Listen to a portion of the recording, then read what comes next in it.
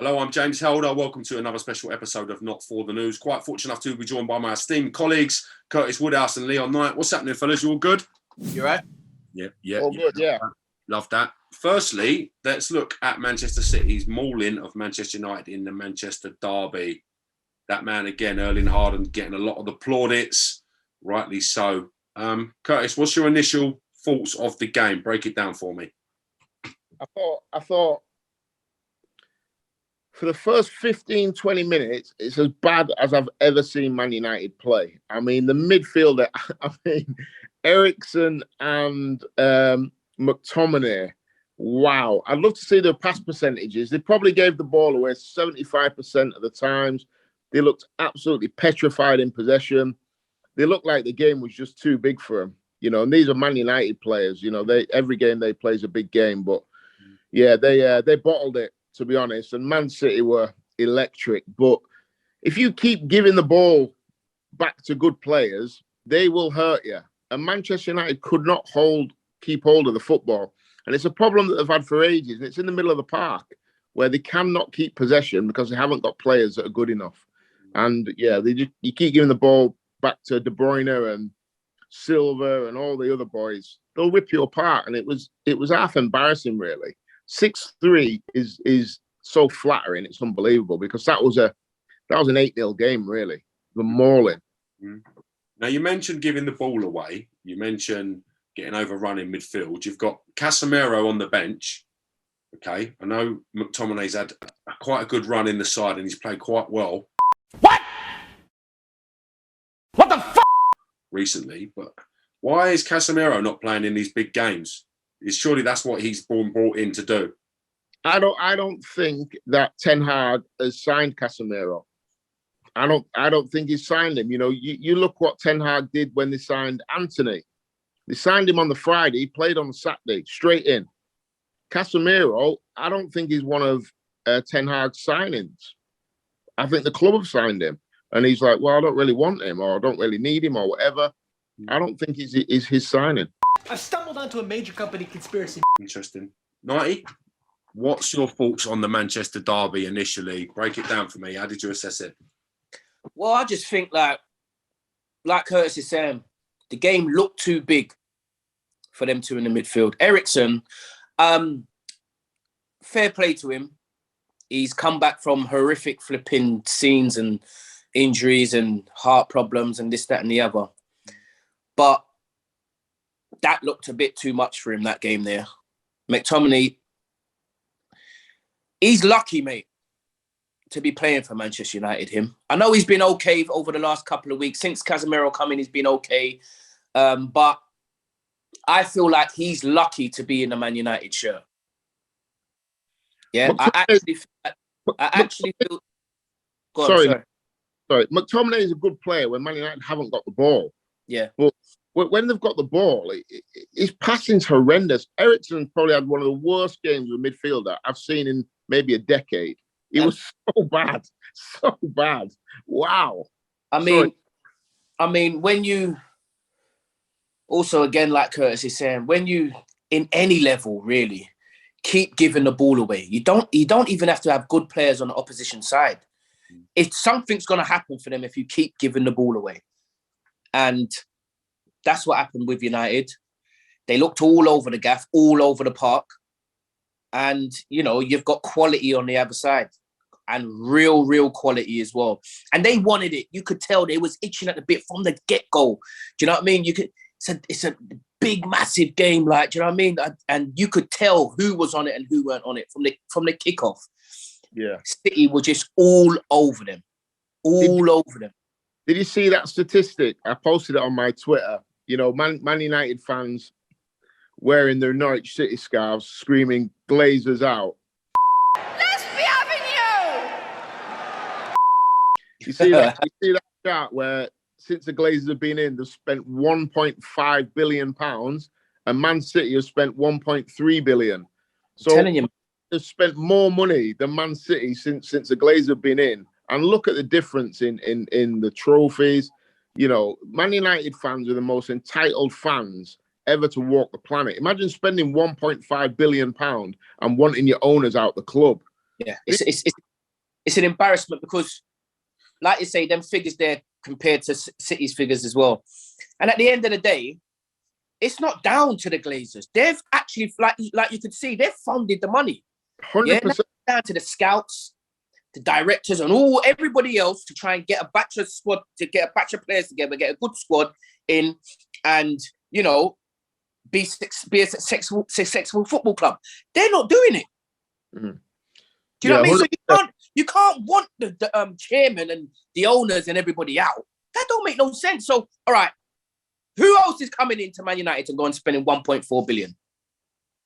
I think the problem. The Man United fans will argue that it's not their money that they're spending, but they've put the money in the club. They've spent the money. It's there. If you run any business, are you entitled to take a dividend out of it? That's the point of it. The Glazers are taking dividends out of it each season, regardless. I think that's what the fans have got the ump about. So what? You've spent more than City. And City are a million miles. You couldn't see City right now. Yeah. And they've spent less. So what you've been doing, United, is bad business. Yeah? That's all it is. I think you make a big point, Nighty, like the recruitment team, okay? The people that are sanctioning this money being spent time and time again. That's where the problem needs to be looked at. I'm sacking all of them. Every last one of them I'm sacking. I can't. If they're looking at it like that, and they're seeing City spent 1.3 and they've spent 1.45 billion. And City are in that squad and in that way, and they look like they're going to run away with everything. Look at the business City are doing. Haaland, how much does Haaland cost? 50. Do you know what I mean? All right, his dad might have had influence and and this, that, and the other, but you're spending 80. You spent 80 on Sancho. I was just gonna mention this guy, Sancho. Oh wow! Don't get me wrong. He's scored a few goals this season, but it's nowhere near of what the hype was.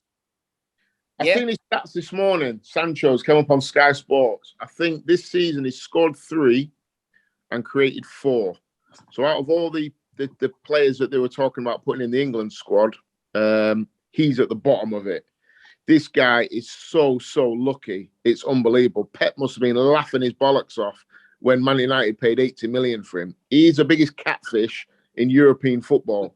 80 million pounds for Jadon Sancho. The worst trade deal ever made. Do you know what he does, right? He runs down the left wing. This is what he does. I've been watching him, right? He runs down the left wing, right? And he goes like this with his hands. Something and does nothing. I'm like, this guy, mate. His agent, honestly, if his agent's watching this, mate, big up. Yeah, you the man. You the man. You saw the every club, will have a group that decide on transfers. This is not a decision. This is players are spoke about all day, every day. Okay. Why are the ex-players at Man United not more involved in this sort of thing? They don't want to be, do they? They don't want to be, do they, James? You've got Gary Neville, Sky. You've got Roy Keane, Sky. These are the guys that you'd be pulling in if you really wanted anybody to, have a word and have a say within the Man United Football Club. Hold on a minute on that one. Gary Neville, look at the mess that he's making over at Salford. Yeah, Salford, look how much money they're spending, the managers that they're going through. I would have Gary Neville absolutely nowhere near decision-making at Man United. You've got Rick Ferdinand over at BT Sport that's twerking every week trying to get a job at Man United. Why would Rick Ferdinand get a job at Man United? What has he done outside of football to warrant him having a job? The reason why former players have not got roles is because they're not good enough and they're not qualified enough for the roles. That's the way I see it. Who would you give a role in hiring and firing and picking players for Man United? But but this is what I'm trying to say. I believe that if they wanted to go within that role, they could get it. Yeah, 100%. But they've had Fletcher. What's Fletcher doing? Fletcher's on that team or something, isn't he? Not Fletcher. Come on. But still, he's a former player. I think he's part of the recruitment team. I just don't think any of the players want anything to do with it, to be honest. They'd rather just sit out from afar and judge and comment and, you know, give their analysis on what's going on. Because I think deep down, they know it's a mess. I mean, if you listen to Scholes, he will give you the proper insight and how he feels and what's going on. He don't pull no punches. He is absolutely straight down the middle. So, you know. Because I say, like, I prefer Gerrard over Scholes. People think that I don't like Scholes. I like Scholes. Scholes is probably one of my favourite pundits because he's not for the bullshit.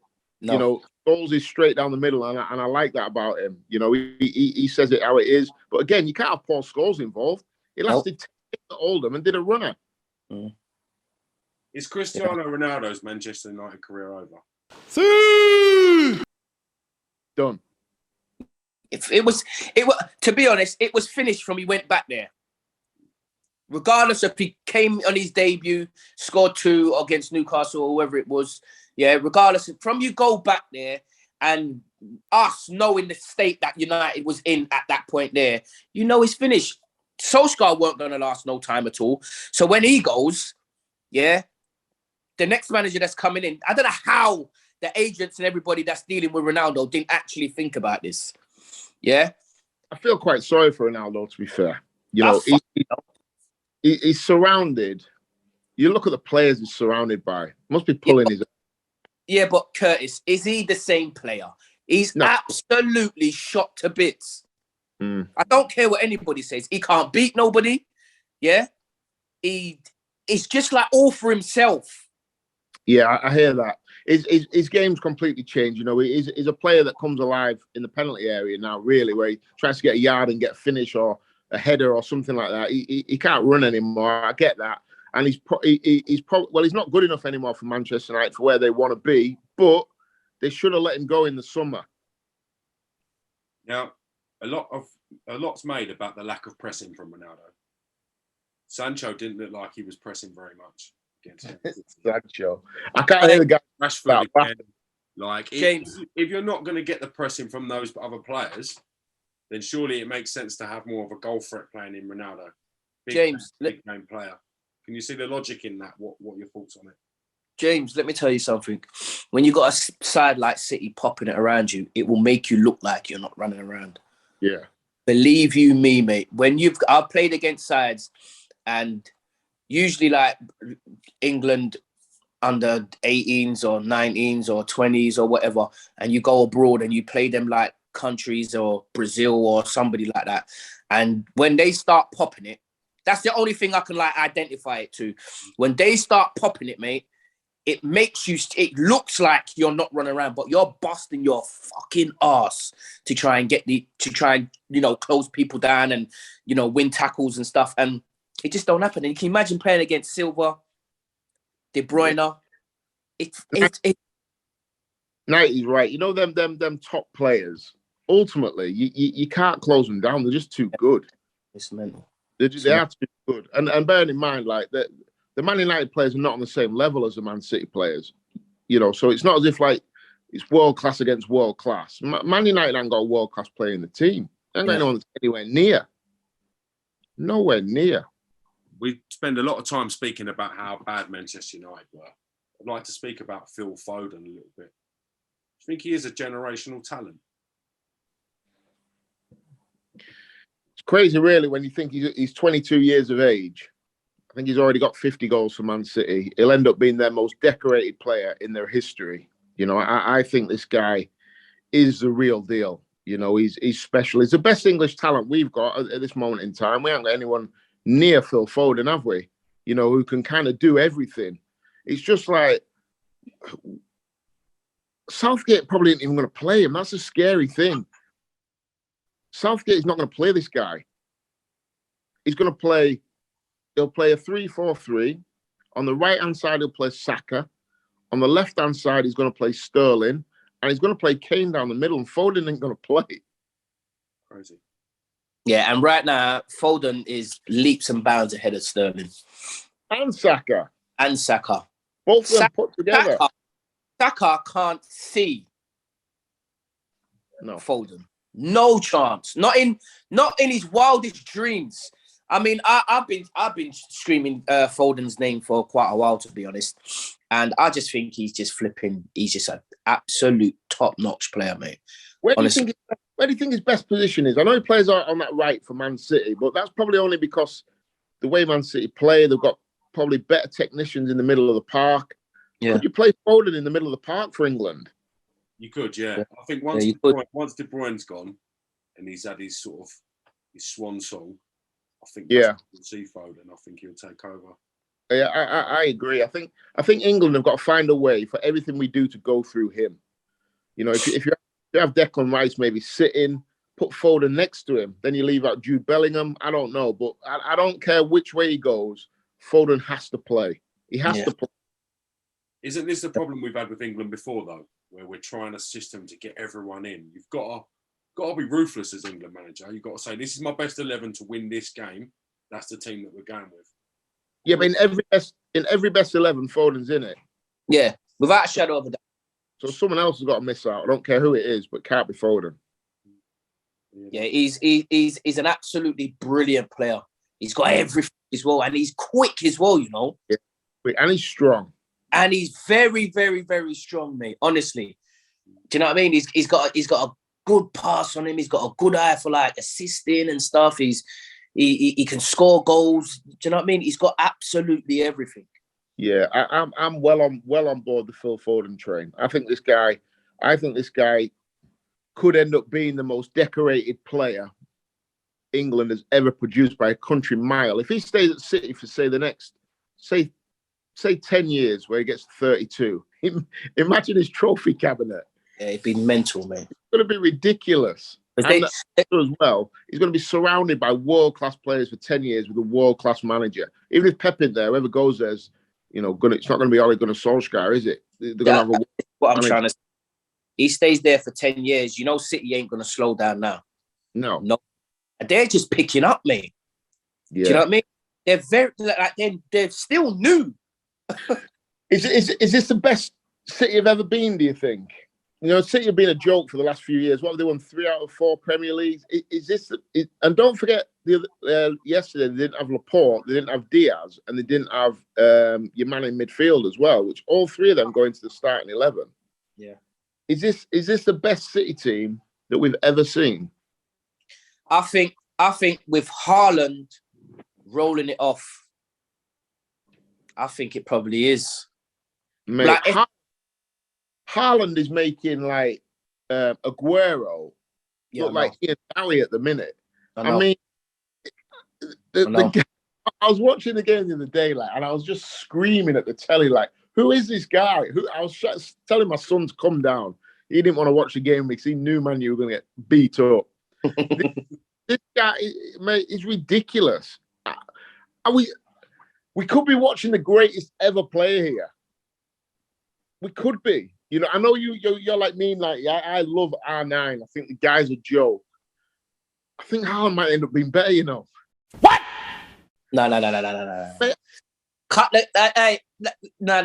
Come on. Let's not get too excited. Hey. Let's not get too excited. Let's not get too excited. Yeah, let's not get too excited. He's a very, very, very, very, very, very good. He will be better than players like. He will take over and smother players like Kane, Shearer, all these players. But when it gets to elite status, i.e. players like R9, Romario, and them sort of number 9s and stuff, I think we better just leave it for now. But I just think his numbers are going to be so ridiculous. You can only number 1. I mean, is his numbers going to be better than Ronaldo's? Yeah. Messi's? I don't know. Mate, he's got to stay at City. Let's not forget Messi scored 91 goals in the calendar year. Come on, bro. Curtis, I really think, yeah. Like, are you all right? I think Haaland's going to get 100 goals in a year. No, you're there's something wrong. Say that again. Haaland, how did Messi get? 91. He got 91 in the calendar year, not a season, but a whole year. Haaland's going to get 100. Mate, the way he's playing, it'd be silly to bet against him. Don't get me wrong. And he's going to be in all the competitions with Man City. You know, Man City go for everything as well. So he's going to play in the FA Cup, the Champions League, the Premier League, and the Carabao Cup. He's going to play in them all. And they're going deep in all of them as well. I mean, with the players they got, they don't not go light. It's just complete eliteness. Yeah, and you know what as well? I love the way Pep kept him on as well. Yeah, I know. I like the way Pep kept him on. That's like what Pep rubbing it in people's faces, mate. I'm telling you. Yeah, I like that. He wanted Haaland to get a couple more. I like it. What about Haaland's ball as well for Foden? Yeah, I know. Honestly, I honestly think we could be looking at the greatest ever player to play the game. Bruv. He's got to get past Ronaldo and Messi first. He'll breeze them too. What do you mean numbers wise? No, I just mean as in, bruv, do you know what Messi has done? Yeah, it's a joke, really. But honestly, even at the weekend, Messi, even Neymar was having a little, who's going to take the free kick, this, that, the other. Messi said, all right, cool, I'll take it, bam, goal. I was like, this don't even seem real. Yeah, but imagine Haaland in that French league, mate. I know what you're saying. I just think Haaland can score any goal possible. I can't get my head around how good this guy is. I was surprised how fast he is. Mate, he's rapid. He's like a wildebeest. He's rapid. Yeah, when you think of the stereotypical big man, they don't normally have that pace. His fibers are twitching. He's absolutely, he's like power as well. He ain't just fast as well. If you get in his way, you're going over. Yeah. I love this header, me. I love this header off the set piece. He's up, arm out, bosh, goal. He's like a mix of some of the best strikers that we've had. Mate, the guy, a mix of a few players. He's got lightning pace. He's got that Drogba strength. He's got that Zlatan flexibility and finishing type. He's got a lot of power. He's got a lot of attributes. I feel so sorry for Aguero. He's left there and he's like, yeah, I'm the GOAT here forever. And then this little Haaland comes along and he's like, already, people are like, Aguero, who?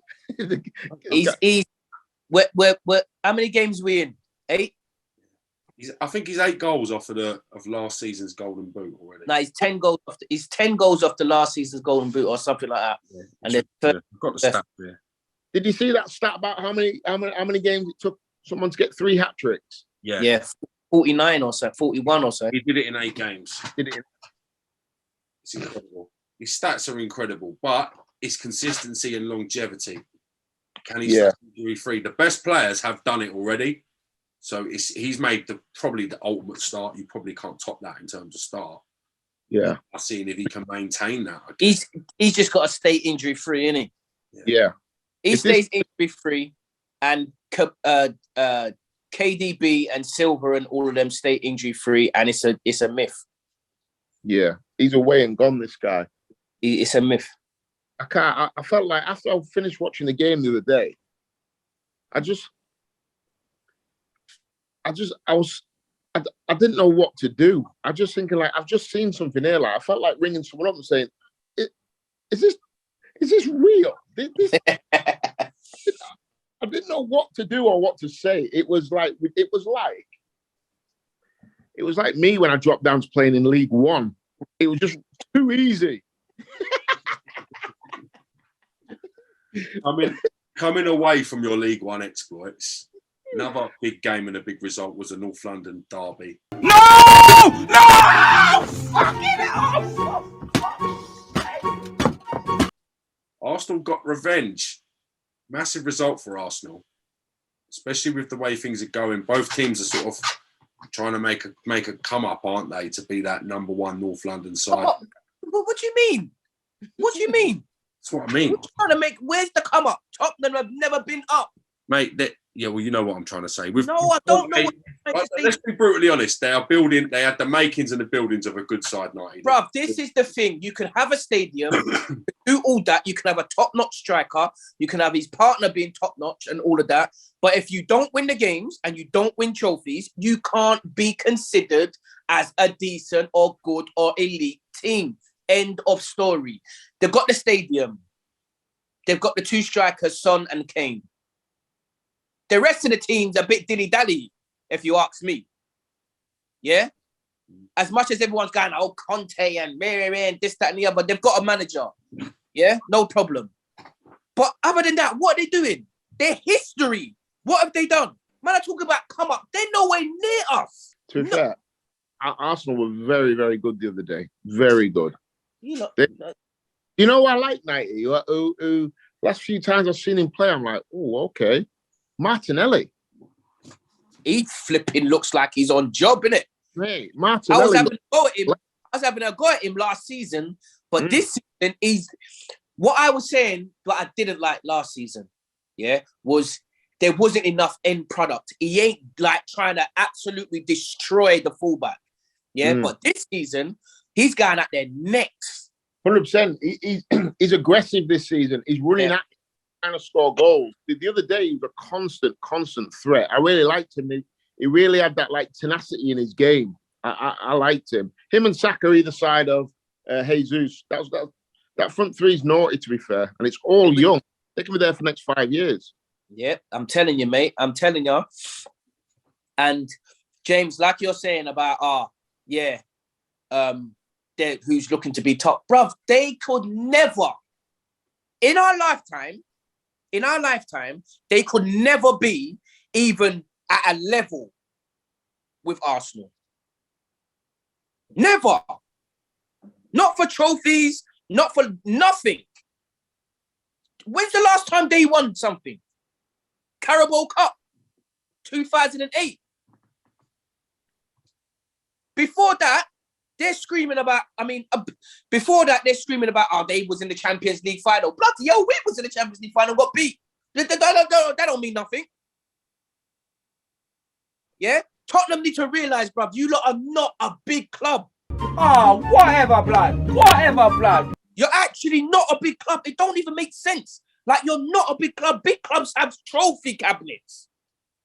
And they have trophies in the cabinets. It's not empty in there. They ain't got an FA Cup. That's the old FA Cup from 1976. Yeah? They ain't got none of that. Yeah? They've got Premier Leagues. They've got a gold Premier League where man went unbeaten the whole season. We've got endless FA Cups. Yeah? We've got European trophy in there. Yeah, don't come to me and tell me Tottenham are a big club. They're not a big club, bruv. Yeah?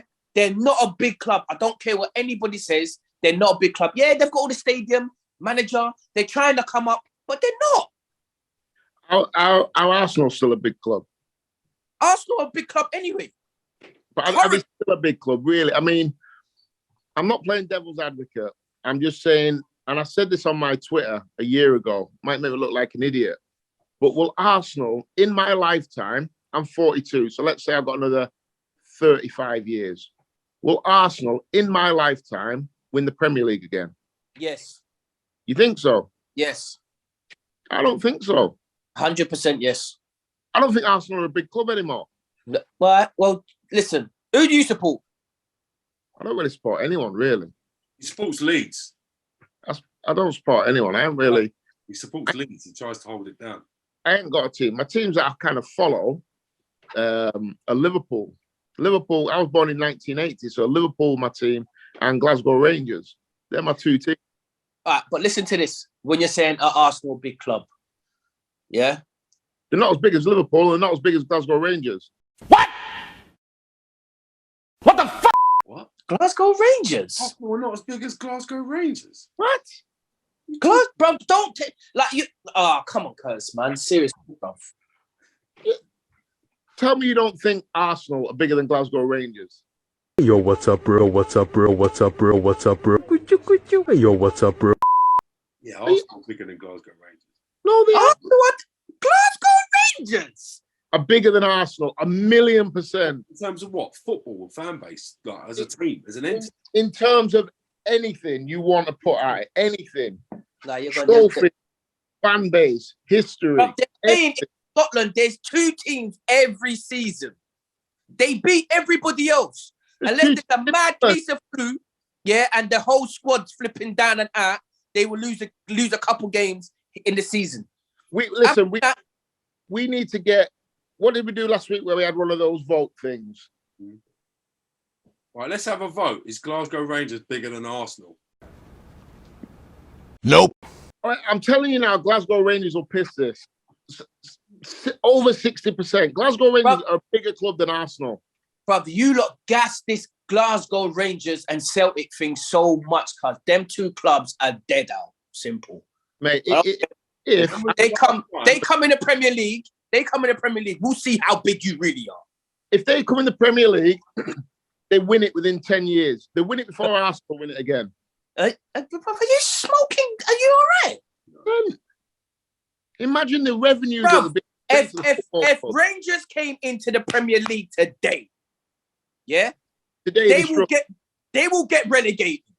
Yeah, they probably. Well, I don't think they'd go down. They got to the UEFA Cup final last year. Oh bloody hell!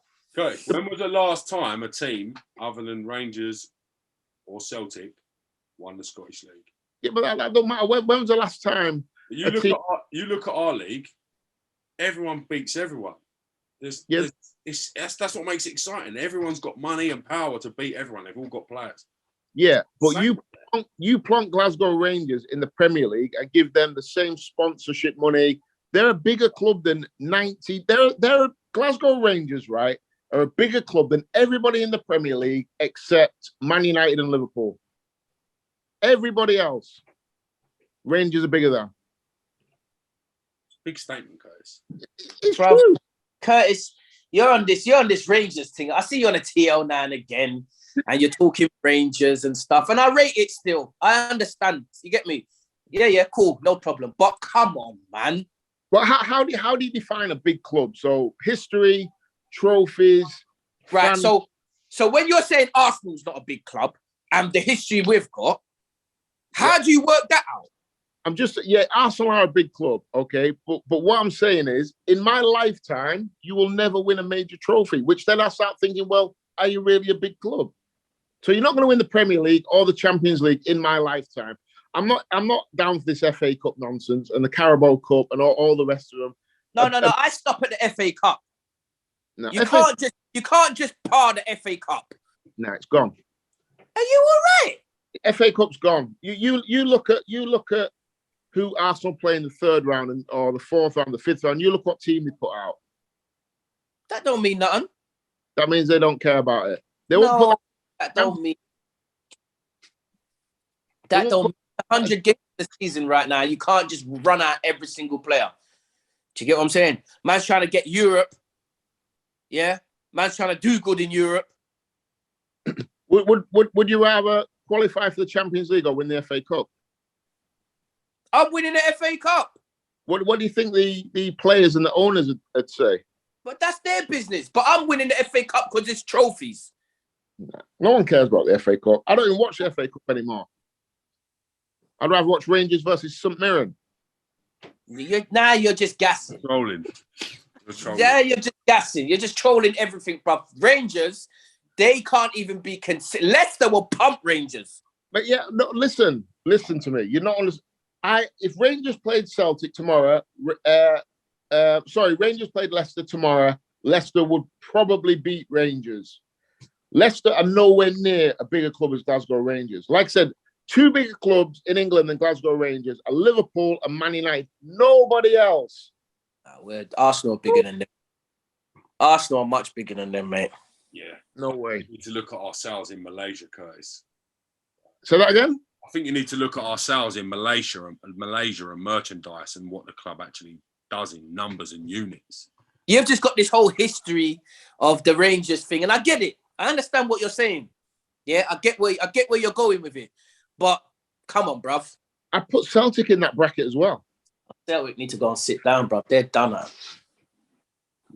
These are massive footballs, mate. Arsenal have always been a good sized football club, but I don't think anyone ever says that Arsenal are like a massive club.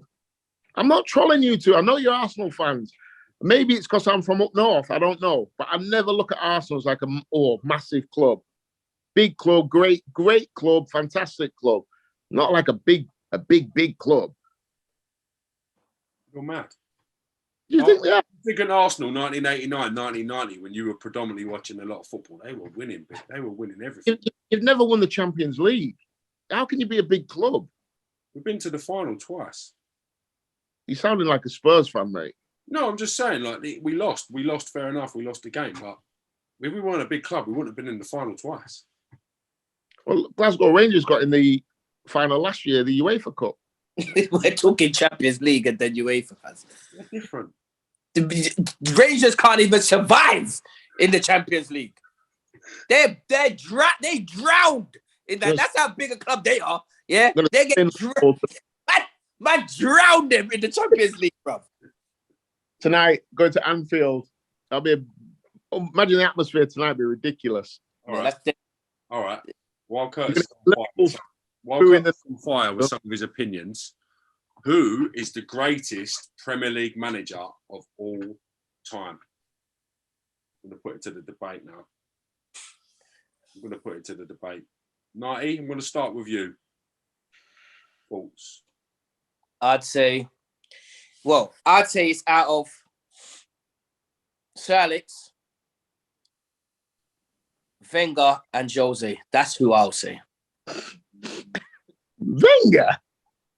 Are you taking me for a mug? Oh, mate. Are you two winding me up today or what? Wenger changed football in this country. What, because he made people eat pasta? No, you don't understand the state of the game before Wenger came here to this country. Well, you do, you clearly do. But what I mean is, he changed the way. When you played against Arsenal, what happened? Yeah, it's a joke, mate. I'm not going to lie. Mate, it's a joke. You know what? Let me just tell you my Arsenal story, right? When we played against them, they had, like, in midfield, they had Vieira and Petit, and the front two was Anelka and Bergkamp. So you had Anelka spinning in behind and Bergkamp dropping in deep. And I'm trying to deal with Petit and Vieira as it is. He's just chuckling to himself on the pitch thinking, how have I ended up here? Like, I remember all I kept hearing all game was, who the fuck's marking Dennis Bergkamp?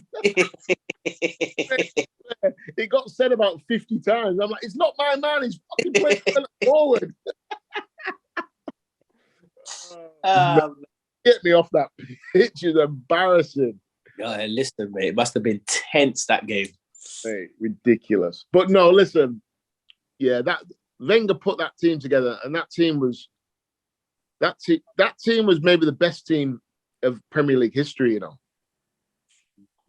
Yeah.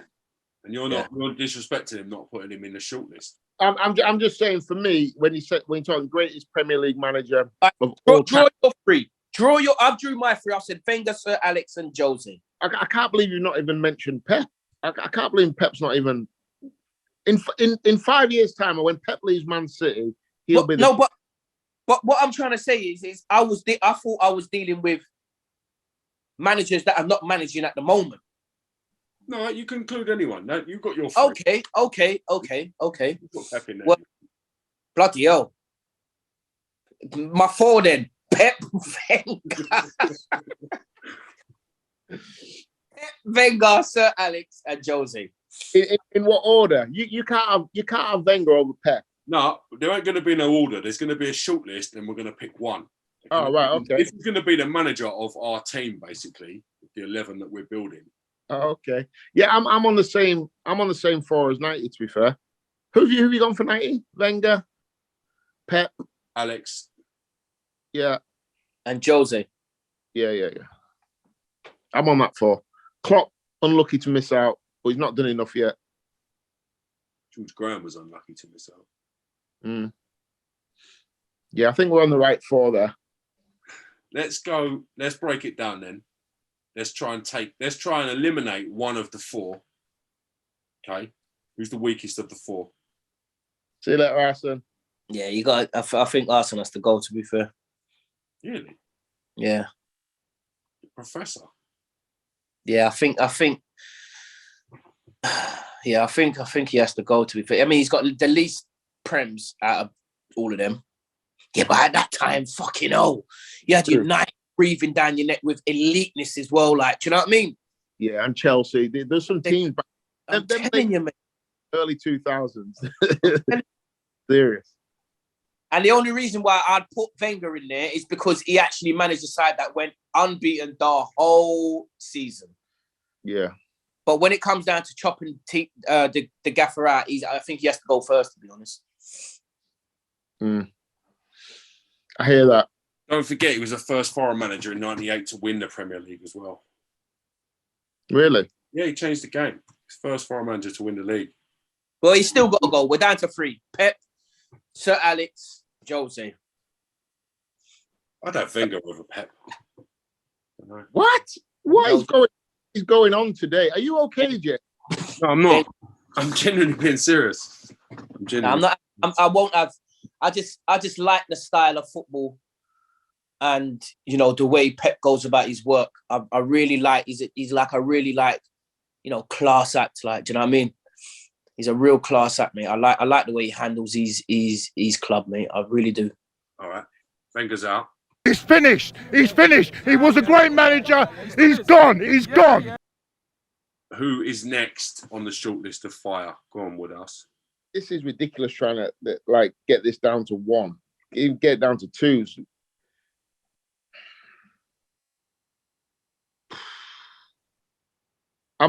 you know what?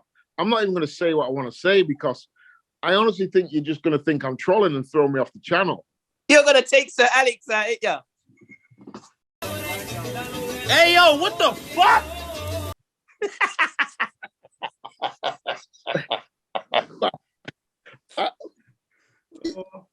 I'm not even saying it. I'm going.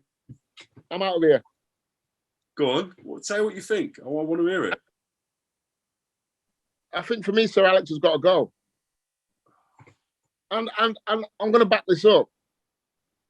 So I think Sir Alex came into the Premier League in a really poor time and financially could absolutely dominate everybody. Everybody. They had miles more money. Whoever the best player was in the league, Man United went and bought. Whoever was ripping it up abroad, Man United went and bought. So he had kind of a 5, 6, 7, 8 year head start on anybody. And they won things. I give him full credit for that. Obviously, he's a great manager. But I think there's a lot more context to Sir Alex Ferguson's figures than just his figures. He could dominate everybody else. And then when other teams came along, like Jose came at Chelsea, Arsene came, and Man City came, they all started spending money. All of a sudden, Man United weren't dominating anymore. So was it Sir Alex Ferguson's brilliance that made Man United dominate, or was it just he had miles more money than everyone else? Look at the Scottish League, okay, that you love so much, your beloved Scottish League. He went there, okay, with Aberdeen and stopped the big 2 from winning it. I think that is to do that. Yeah, no, and the won in Europe as well. So I think that's Real Madrid with Aberdeen. Yeah, right? Yeah. I'm saying that is Sir Alex Ferguson's greatest achievement. But you said Premier League here, James. Yeah, so it's still taking into account what the manager's done when you're. No, we're talking Premier League. If we're talking Prem. All right. Well, let's have a look at his Premier League record then. Most Premier League wins for a manager. But again, I'm not here trying to discredit Sir Alex Ferguson at all. I'm just saying the context behind it. Yeah, I know what Curtis is saying. 7 of those are probably when all the other teams were just frass. They had no money. They had to jibble jabble and get players from Championship or whatever, up and coming youngsters or whatever, and this, that, and the other. I mean, Sir Alex had a little touch with the Becks, Scholes, who else was Neville, Phil Neville, Gary Neville, all of these. Like he had a good touch, and don't get me wrong, he handled them and managed them well when they won things. But I can hear where Curtis is coming because nobody had money. Now Newcastle have got money. Yeah. Do you understand what I'm saying? Yeah. So Man United could go and get Paul Ince, best midfielder in the country, was the best young player at West Ham. Bang. Sir Alex signed him. Roy Keane, the best midfielder in the country at Nottingham Forest. Bang. Sir Alex signs him. Andy Cole scores 34 goals. Week later, bang. Man United buy him. Ruud van Nistelrooy, absolutely ripping it up. Bang. Man United buy him. Rio Ferdinand, the best young centre half in the country. Bang. Man United buy him. So Man United had the monopoly on Europe. Definitely 100% England and Europe. Yeah. Don't forget players like Varane. Yeah. All into the. I want to point something out, okay? Right, York, ripping it up at Villa. Bang. I want to point something out. When Sir Alex took over at Manchester United, he completely overhauled the scouting network. He completely overhauled the youth team, the coaches. He is the reason why that youth team had them players, okay? He oversaw the infrastructure to get the likes of Becks, the whole class of 92, Nicky Butt, the Nevilles, Scholes, Giggs. They weren't there by accident. He signed and brought them players to the club. They're not all Manchester players. Where do you think Beckham come from? Do you think he just walked into Old Trafford one day? Yeah, but he was a big Man United. The genius of how he planned and what he did, okay? It wasn't a fluke. These kids weren't just, oh, yeah, look, we've got the best 9 in the youth team. We just won the FA Youth Cup. No, he built that, okay? I disagree so much. I think it was luck. Because if it wasn't luck, then why has it not happened again? Yeah. That infrastructure you're talking about, he got lucky. He fell on a generation of really, really Gary Neville, brilliant. David Beckham, world class. Ryan Giggs played for 15 years, was brilliant. Scholes, brilliant. Phil Neville, probably like a world class utility player, could play anywhere well. And Nicky Butt, a great midfield player as well, utility player. That's luck. Why has he not done it again then? Because when those players are playing week in, week out, you may have had good youth players coming through. You may have had in that time decent players coming in, but they can't get in. That's the simple fact. You've put your one enough. They're the players. They're the ones that are playing. Do you know what I mean? If they're good enough, they get through. Look at Rooney. Yeah. He came. Again, that's another one. Wayne Rooney, best young player in the country. Bang, Sir Alex signs him. But I'm just saying, James, the players they must have had coming up, Sir Alex must have not thought that he could, bring them in. Is he better than what they had? That's the old argument, isn't it? You only bring in better than what you've got. It's hard to beat a benchmark that's incredible. Yeah.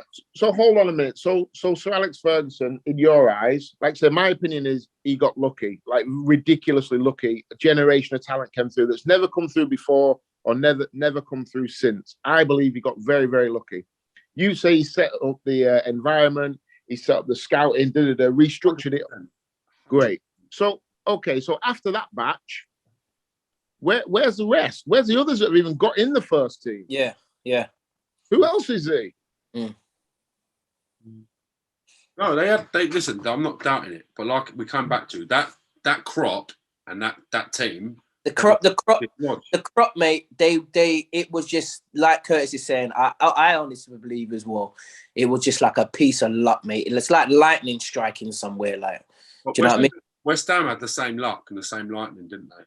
Once upon a time, when you look at that West Ham academy, the players that they had. Yeah, but it didn't work, did it? Because you didn't have the right person nurturing, guiding, and nourishing.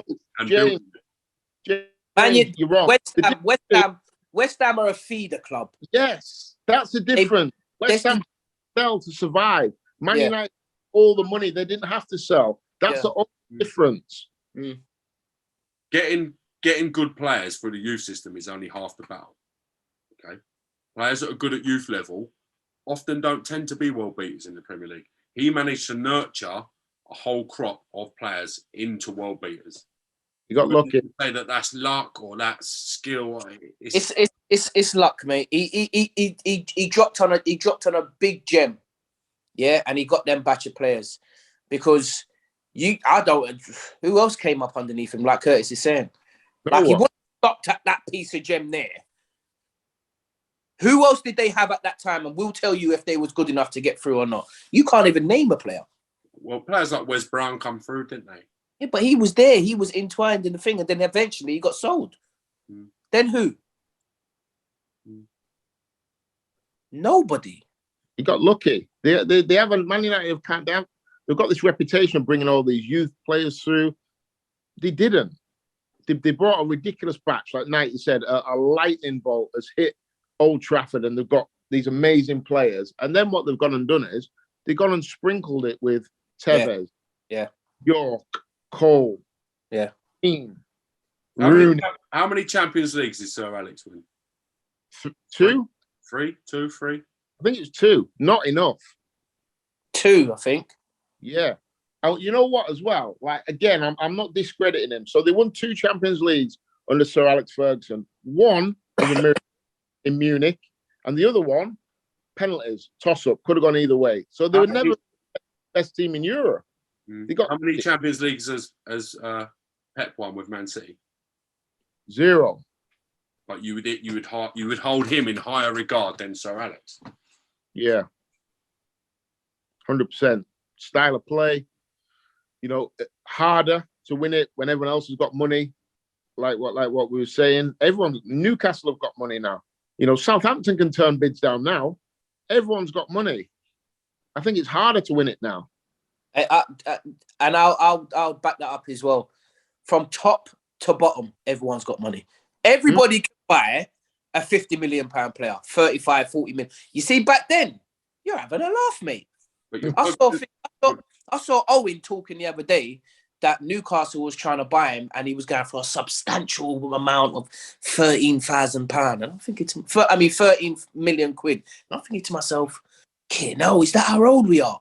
Like, back then, that was crazy money. Now, nobody could afford that, really. There's probably 4 or 5 clubs in the whole of England back then that could afford that. But now, the whole league can. Yeah. You boys are sort of changing your argument to suit your analysis a little bit. No, you've been telling me for months that the Premier League quality is dropping, okay, and it was better in the 80s and 90s when Alex Ferguson was dominating leagues and winning Champions Leagues. You're now telling me that the prices and this and that, the money's there, it's harder to win. It doesn't stack up for me. Sir Alex Ferguson's achievements are even as an Arsenal fan, are unbelievable and remarkable. How he's not considered by you both in higher status and stature, I'm a bit confused. I think when we're talking about money and all of that, there was better players back then. Players, as in, you know, in every league we're talking. Yeah, bar probably even like with France and them, who came through there? Ronaldinho came through, JJ Okocha, Zidane, and all. They was all there, whatever. We're just talking as an era of players. Do you understand what I'm saying? Don't get it twisted. And we're saying players are better now than they are. No chance. You can't even find the John Barnes right now. That's a myth. An absolute myth. Bar Messi, Ronaldo, and you can put in like Haaland or someone and all that. You can probably find a player back then better than all of them. That's what makes me say that Sir Alex's 2 Champions Leagues are impressive. Nah, brother. Calibre of the teams that they were playing back then. Curtis already spoke to you on that. No, I disagree. That thing in Munich was mental.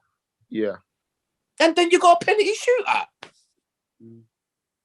But don't good teams win penalty shootouts, Night? That's what I'm trying to get. I don't think Man United were ever the best team in Europe under Sir Alex Ferguson. Are you serious? Ever.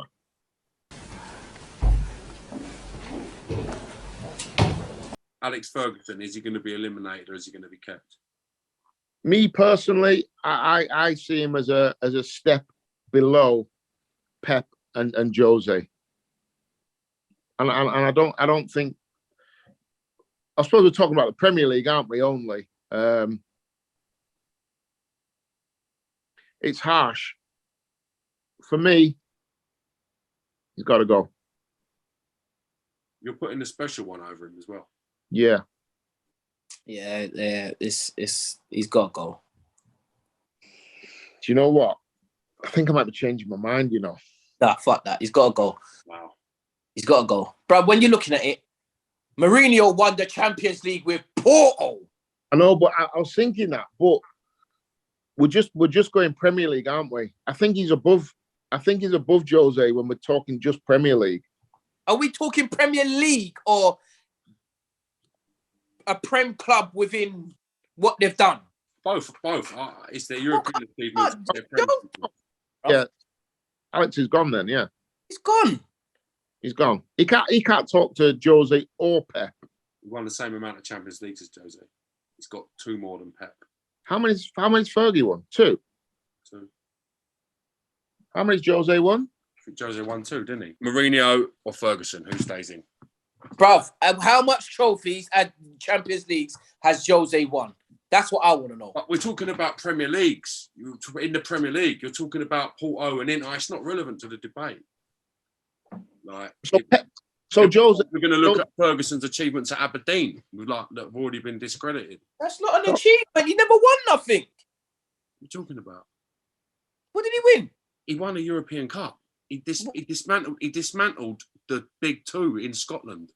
In 1980. Don't matter about the time. It doesn't matter. It's still relevant and prevalent. Who's in that Real Madrid side?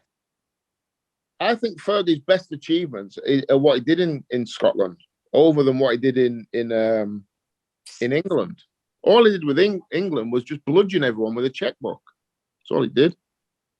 And then when he went to Europe, couldn't do it. Yeah, I was right. Mourinho's won 2 Champions Leagues. Really? Stop gassing me up about facts you don't know about, all right? I thought he won. Come on, boys. I'm here for a reason. Where was that? Porto and where? Chelsea. Inter. The internet says he's won 2, so unless you boys know something in there. He didn't win it with Chelsea. I thought he won. Madrid. No, he didn't. Roberto Matteo won it with Chelsea, didn't he? Yeah. Did he not win it with Real Madrid? The internet says he won 2, boys. So unless you know more than the internet. I'm getting Sir Alex out of there. Yeah, I'm with you. He's gone. So we're down to what, 2? All right. We're down to Pep and Jose. Pep and Jose as the manager of the team. I've got to say, I disagree. I would have kept Sir Alex, but I'm out voting. Instead of who, James? I would have had him over both of them. Really? Yeah, I would have. I think his achievements of dominating a whole era in the Premier League are longer than those 2's achievements. So, personally, being completely unbiased, but I respect you 2's opinions, and I'm going to go with a vote. Okay? We're all unbiased. No one is biased. Yeah, I'm my Arsenal support. I got Wenger out of there first. No, I know that. Let's look at the last 2 remaining candidates who will be manager. Break it down for me, Wood. That's what you're thinking. I do love Jose. I love him. I think what he's done in loads of different countries carries so much weight. You know, he's done it everywhere. I do also think he's over the hill a little bit. I genuinely think that Pep Guardiola is the greatest manager the world has ever seen. You know, from what he did to Barcelona, from the youth system, how he kind of changed how people look at football, how teams play these days are all an influence of Pep Guardiola that was passed down to him from Johan Cruyff. I think he's changed football, and not many managers can actually say that.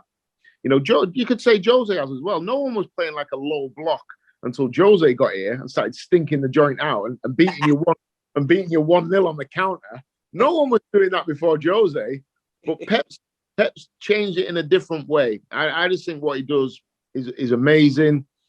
I think he's probably the greatest influence on football probably in my lifetime. Now, you dug Alex out about the finances. Pep has got unlimited resources, okay? Similar to what Sir Alex had in his era. Yeah. Pep has yet to win a Champions League with the City team. Yeah. If we're judging it on accolades and we're trying to split hairs, these are the things you've got to split on. But I think if we have this discussion in 10 years, when he's been at Man City for as long as Sir Alex was at Man United, we will not be having this conversation. He'll have more. Be there that long though. Is there longevity nowadays? Is the manager stay in the He's position? been there. How long's he been there now? 4 years? Oh yeah. He's gonna be there for another 4 years? I think he's there for the long run. I think he is. Where's he end up going? Where's he going? He only goes.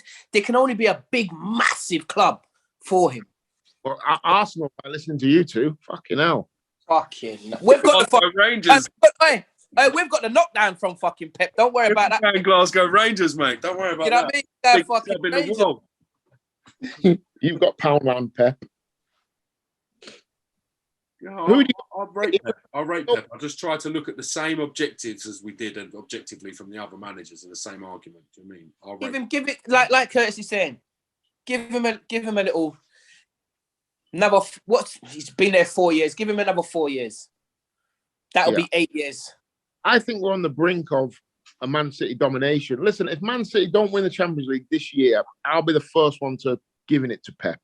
They should win it this year. And I think once they win it, I think they'll probably go on a madness like Real Madrid and they'll just start ripping it apart. Because this team is young. They're probably going to add Bellingham to this team next year. You know, and also as well, I think we have to say possibly Pep has created the greatest ever team to play football, that Barcelona team. Yeah, flipping. You know, and we could say that he's on the brink of doing it again with this Man City team. The two of the greatest teams the world has ever seen have been managed and coached by him. And I think Man City are on the brink of being named alongside that Barcelona team, but they need them Champions Leagues to do it. And I think he'll do it. Right. Fergie, hold on, just let me get back to Fergie. So Fergie was a 4-4-2 man. You know, very rigid, didn't really do much outside of that, and just bought all the best players. Pep's changed the game. Nighty, are you going for the defensive genius of Jose or the attacking flamboyance of Pep? No, I'm going with Pep. We're straight down the middle, mate. We're straight down the middle with me and Curtis. I'm going Wenger out. I'm going Alex out. I'm going Jose out. I'm going to go with Pep. You can't overlook it. The football he plays, mate. And it's not a fluke, like Curtis is saying. Barca, even Bayern. Do you know what I mean? Bayern. You did not want to play Bayern when Pep was there. It was just a myth. Like anywhere he touches, he changes the whole. And as soon as he leaves, it just crashes. So Pep's going to be getting the job. He is going to be our manager officially. Yeah. I'm happy with Pep as my manager. Yeah. Happy. Yeah. I'm not sure I'd be getting a game if he was manager. I think he'd probably want a little bit more on the ball than I had. But... All right. Well, look, on that note, we've got Pep managing the team. Thank you both for your opinions and views this week. And we'll catch you next week for another special episode of Not For The News. Thank you very much. Cheers, boys. Cheers, lads. I should be like you, Mel.